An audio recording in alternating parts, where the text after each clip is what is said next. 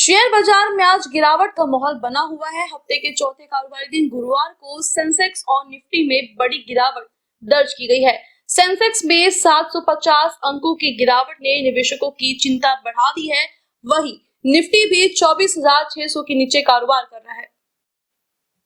आज शेयर बाजार में तेज गिरावट देखने को मिल रही है। सेंसेक्स 750 अंक गिरकर 80,840 पर कारोबार कर रहा है, जबकि निफ्टी 220 अंक गिरकर 24,600 के नीचे आ गई है। सेंसेक्स के 30 में से 20 शेयर गिरावट में है। इंडियन बैंक का शेयर 4% से ज्यादा टूटा है। टाटा स्टील, अडानी पोर्ट्स, रिलायंस में भी गिरावट दर्ज की गई है। हालांकि HCL Tech, Bajaj Finserv, SBI के शेयरों में हल्की तेजी दिखी गई है। निफ्टी के 50 में से 35 शेयर लाल निशान पर है। एनएसई के ऑटो, आईटी और बैंकिंग सेक्टर में 1% तक की गिरावट है, जबकि मेटल और मीडिया सेक्टर में हल्की मजबूती देखी जा रही है।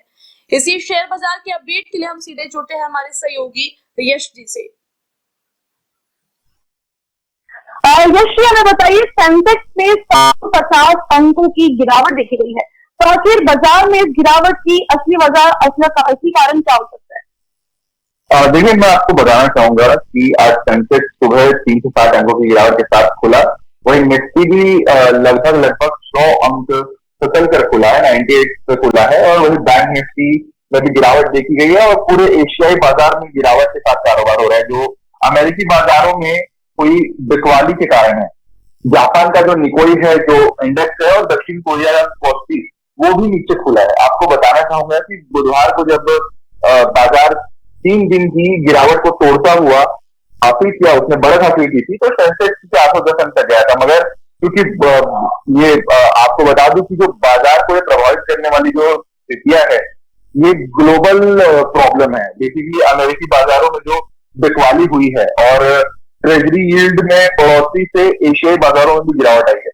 तो ये पूरी जो जितना भी चीजें इकोनॉमिकली बाहर कंट्रीज में हो रही है, जिनको हम मेगा पावर्स बोलते हैं, अमेरिका हो या कोई भी हो, उनके वजह से स्टॉक मार्केट पर इसका असर देखने को मिल रहा है, जिसका असर अब भारतीय बाजार पर भी दिख रहा है।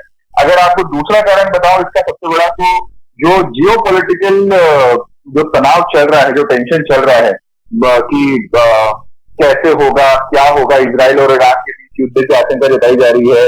वही दूसरी ओर दक्षिण पूर्व एशिया देशों में कोरोना वायरस के बढ़ते मामलों को लेकर भी निवेशक सतर्क हो चुके हैं। तो कहीं ना कहीं मार्केट में थोड़ा इन सभी चीजों को लेकर एक तरीके से एक टेंशन क्रिएट हो चुका है, और ये टेंशन की वजह से आप देखेंगे तो मार्केट पर इसका बड़ा बुरा असर देखने को मिल रहा है।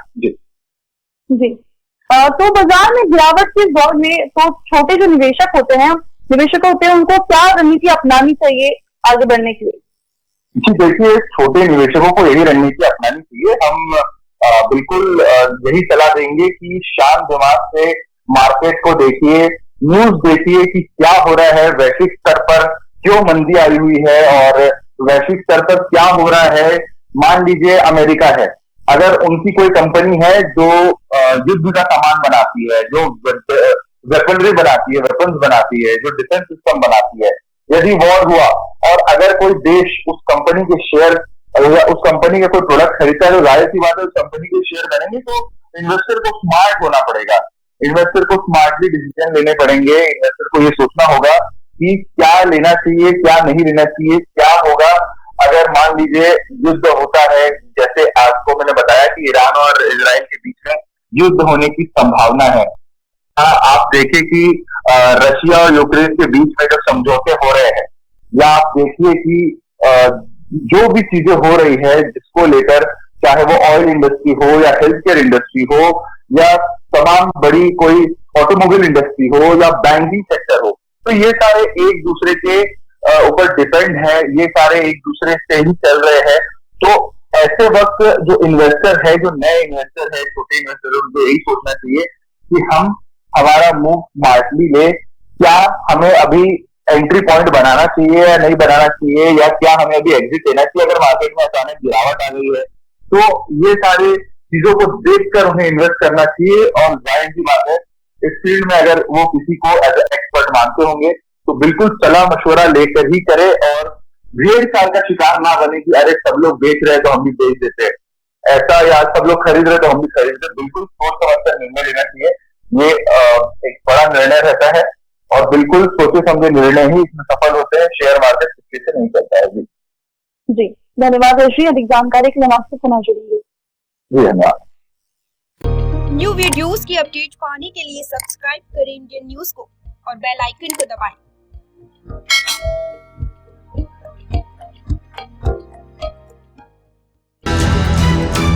ये है इंदू ब्रॉडकास्टिंग प्राइवेट लिमिटेड और आप देख रहे हैं इंडियन न्यूज, हर पल, हर क्षण, हर सच।